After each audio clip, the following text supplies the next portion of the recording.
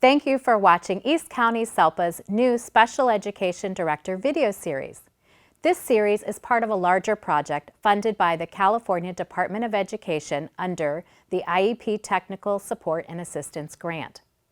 These videos supplement the other resources for new special education directors that can be found on our website, highqualityiep's.net. New special education directors come to this position with varied experiences. Some have been within the field of special education for many years, and some are brand new to special education. This video series is targeted to first and second year special education directors to provide perspectives related to special education of various departments within a district. The goal is to cultivate a deeper understanding of the special education director as they lead their department and collaborate with other district departments. For additional questions, special education directors are encouraged to collaborate with other leaders within their district and their special education local plan area director. Hi, my name is Alexandra Robinson, and I'm the president of A. Robinson Consulting, and I've worked in transportation and special education for many years. Here are some important things to know about school transportation and transporting students with disabilities. First and foremost, the school bus is an extension of the classroom. So what happens on the bus can actually make or break a child's day in school. Related services for many of these students is the school bus. Just like other parts of a student's day, transportation also has to be done in a free and appropriate public education, no payment for this transportation, and in the least restrictive environment. Transportation should be done in the continuum of services model. So what does LRE mean, least restrictive environment, or look like on a school bus? Using a level of service, buses and stops included, similar to their non-disabled peers. So if a child without a disability is riding on a bus a certain way, that's what you aim for a student with a disability. Let's start with maybe the child doesn't even need a bus to begin with. So you're going to look at the level of service, you're going to see what sort of bus they need, keeping in mind there's no such thing as a special bus or a handicap bus. The bus doesn't have the disability. In some cases, the bus may not be the most appropriate setting for a student or the most appropriate option, so you'll have to look for options as well. In some cases, the child may be able to walk to school with assistance, but looking at a continuum of services is really what you want to do. Bell times shouldn't be changed for transportation.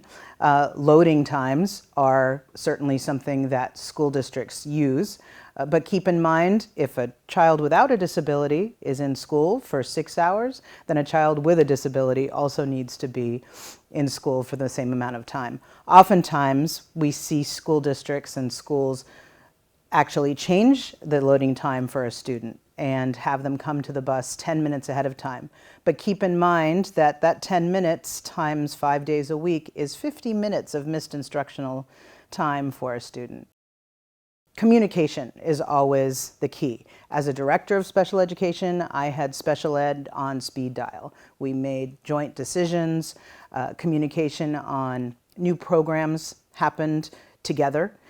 We also had a lot of data that was shared early and often. The time to let us know and transportation level when there's going to be a new program or a new school opening is not a month before that happens, because we need to know about routes and loading zones, etc.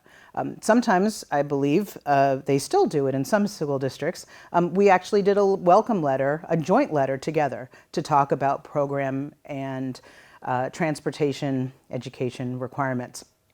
Oftentimes people will say, well, that parent knows their rights, that guardian knows their rights. Well, we want parents to be knowledgeable because that means they'll also be responsible.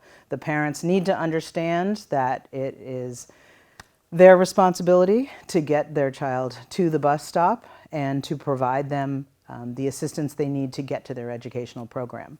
Training is always important, and drivers and attendants or monitors, paras, have a lot of training, but more is always better. Program-specific training is even better.